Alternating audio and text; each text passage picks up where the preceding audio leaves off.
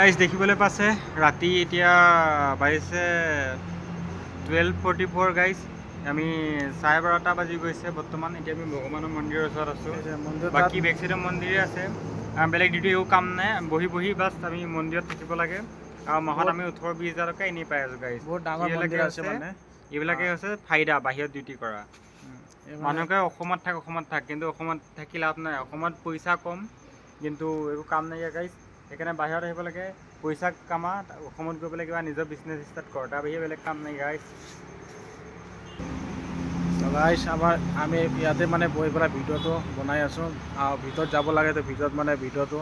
মানে camera allow নাই এইটো কাৰণে আমি বাহিৰত বহি পেলাই ভিডিঅ'টো তাত মানে সোণ ৰূপে মানে ভৰ্তি হৈ আছে গাইজ তাত মানে